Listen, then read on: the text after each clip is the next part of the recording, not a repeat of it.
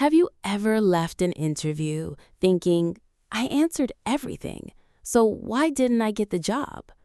Maybe you prepared for days. Maybe you practiced your English.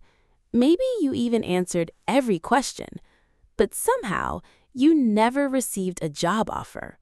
Why? Because interviews are not only about giving the right answers, they're also about the impression you leave behind. Sometimes it's not your experience, it's not your English, it's the small habits you don't even notice. Tiny habits that make you seem nervous, unprepared, or difficult to work with. The interviewer may never tell you what went wrong, but those little behaviors can quietly change the way they see you.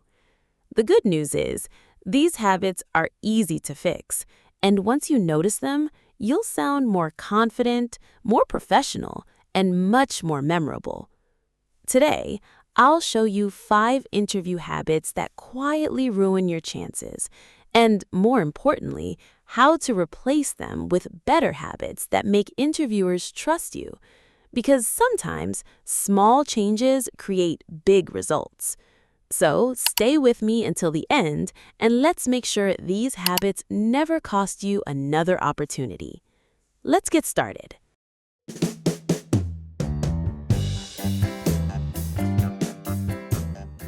Now we will talk about habit number 1. Have you ever done this?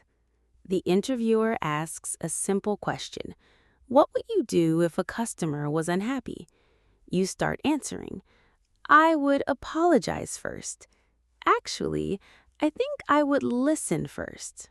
Well, maybe it depends. At the beginning, your answer sounded clear, but then you changed your answer again and again. Why does this happen? Because you're trying to find the perfect answer while you're speaking. The result? Your answer sounds confusing. The interviewer starts wondering, does this candidate really know what to do? Here's a simple solution. Don't build your answer while you're talking. Build it before you start speaking. Use this easy formula: decision, reason, example.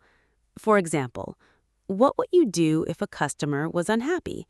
Instead of saying, I would apologize, actually say, first, I would listen carefully to the customer's concern because I want to understand the problem before offering a solution.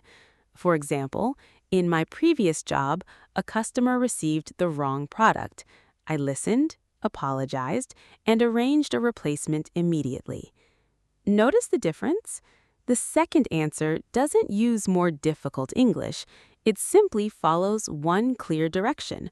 One idea, one reason, one example. That's much easier for interviewers to follow. Next is habit number 2, answering more than the question. Sometimes the interviewer asks a very simple question. What software have you used before? But instead of answering, some candidates start talking about everything. They explain their previous company, their daily tasks, their coworkers, even their college projects. After 2 minutes, they still haven't answered the question. This happens because many candidates believe a longer answer is a better answer. But interviewers don't have time to find your answer. They want to hear it quickly. Here's a simple formula: answer, support, stop. For example, what software have you used before? Don't say, in my previous company, we had many different systems. Instead, say, I've used Microsoft Excel, Google Sheets, and Salesforce. I use them every day to manage customer information and prepare weekly reports. Then stop. If the interviewer wants more details, they'll ask. A clear answer is always stronger than a long answer. Habit number 3 is saying positive words without evidence. Many candidates say, I'm hardworking, I'm a fast learner, I'm good at communication. These sound nice, but there's one problem. Everyone says the same thing. Without proof, these words don't mean much. Instead, prove your strengths with one real situation. Use this formula: strength, proof, result. For example, don't say, "I'm a fast learner." Say, "I'm a fast learner. In my previous job, I learned a new inventory system in less than 1 week. Because of that, I was able to help train 2 new team members." Now, your answer sounds real. People don't remember adjectives, they remember stories. Habit number 4 is answering before understanding the question. This mistake is more common than you think. The interviewer asks a question, you hear one word, and immediately start answering. But halfway through, you realize you misunderstood the question. Then you stop, correct yourself, and start again. This usually happens because you're nervous and afraid of silence. Here's a better habit. Listen until the interviewer finishes speaking. If you're not sure, don't guess. Ask politely. For example, "Could you please repeat the question?" Or, "Just to make sure I understand, are you asking about my previous job?" Interviewers don't mind repeating a question, but they do notice when your answer doesn't match what they asked. Remember this formula: listen, understand, answer. Understanding the question is more important than answering quickly. And finally, habit number 5 is ending your answer without showing value. Many candidates answer the question and stop. For example, "Yes, I can work under pressure." That's all. Technically, the answer isn't wrong, but it doesn't help the interviewer understand why you're a good candidate. Whenever possible, finish your answer by connecting it to the job. Use this formula: answer, example, value. For example, "Can you work under pressure?" Instead of saying, "Yes, I can," say, "Yes, I can. In my previous job, I often handled multiple customer requests at the same time. That experience taught me how to stay calm and prioritize my work, which I believe would help me succeed in this role." Notice the difference? The first answer ends the conversation. The second answer shows the interviewer why they should remember you. Now, let's put everything together. In the next role play, you'll hear 2 different candidates answer the same interview question. The first candidate makes one of the most common mistakes that many job seekers don't even realize. The second candidate uses the simple techniques you learned in today's lesson. As you listen, pay attention to the difference. Notice how one answer sounds weak, while the other sounds clear, confident, and believable.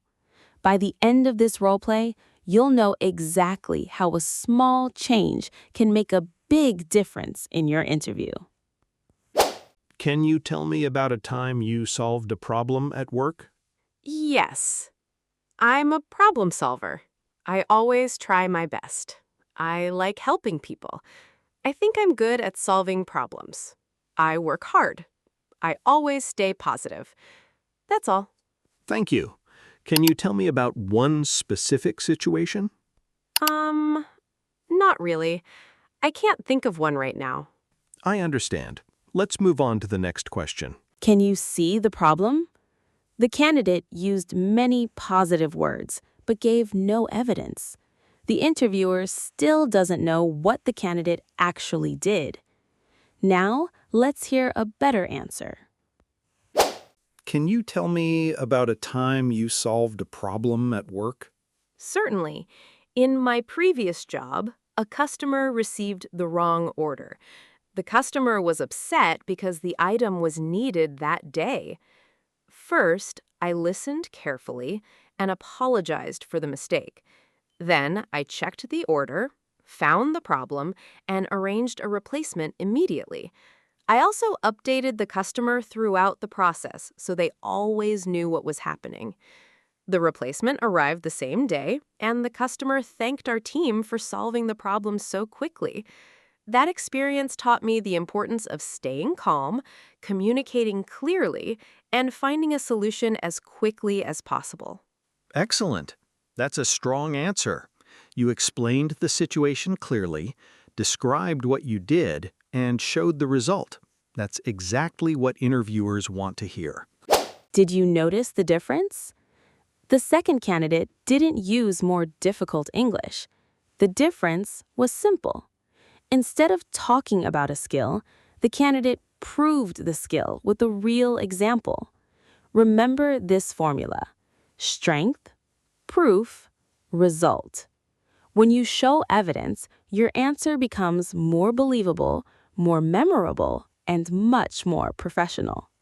So, listener, today you learned that interviews aren't only about answering questions, they're about building good habits. Many candidates spend hours memorizing vocabulary, grammar, and perfect answers, but they forget that small communication habits can completely change the way interviewers see them. Remember, interviewers aren't looking for perfect English. They're looking for someone who communicates clearly, stays calm under pressure, and knows how to express ideas with confidence. So before your next interview, don't just practice your answers, practice your habits. Remember, don't rush. Don't try to sound smarter. Give examples. Don't lose confidence after one difficult question. Finish every answer with confidence. These small habits may seem simple, but together they can make a big difference in your next interview. If you can improve just one habit at a time, you'll become a more confident, more professional, and more memorable candidate. If you enjoyed today's lesson, please like this video. Comment below, which habits do you need to change first? And don't forget to subscribe to Focus English with Cece for more job interview and workplace English lessons. Thank you so much for learning with me today. I'm Cece, and I'll see you in the next lesson. Bye, everyone.